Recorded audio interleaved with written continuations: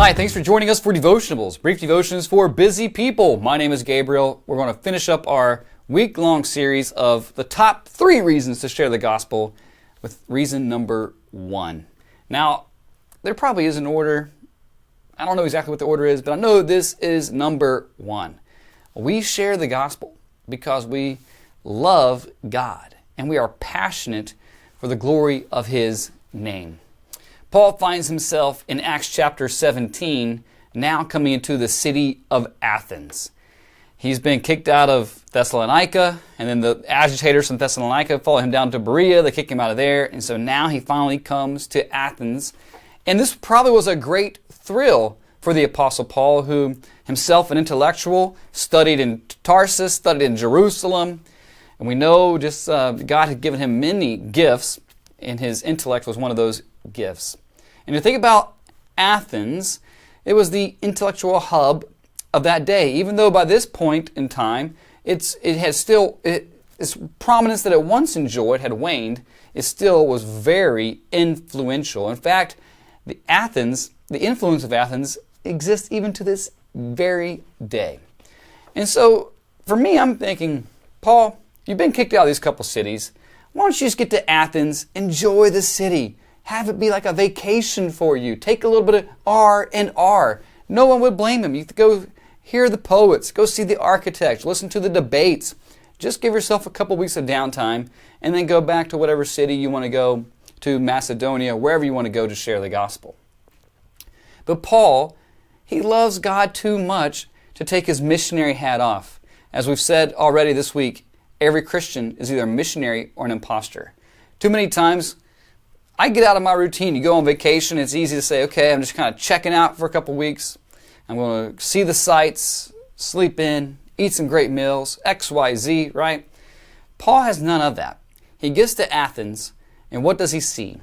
Here in verse 16, now while Paul was waiting for them at Athens, his spirit was provoked within him as he saw that the city was full of idols. This is a city. It's once been said of Athens that there were more gods in Athens than there were people. They were very religious, but they did not know God. And this provokes Paul. That word there is kind of the idea of a seizure, right? Like he's just getting, we would say in West Virginia, he's having a conniption, right? Like he is fired up. And he's fired up with jealousy for the glory of God's name. Jealousy, is it good or bad? Yes, it's both, right? Depending on the situation. It is good for us to be jealous if you're married and you see your spouse interacting, having a relationship with someone that's not you in a very inappropriate way, right? It would be wrong for us not to be jealous. It is wrong for God not to be jealous when people are giving the glory due to His name to these other false, fake, mute, weak, deaf gods. And Paul was right to be provoked in his spirit, and he moved with love of God, love for his fellow human beings, and he shares the gospel. So he reasoned in the synagogue with the Jews first, and the devout persons in the marketplace every day with those who happened to be there. And so this is a very well-known story.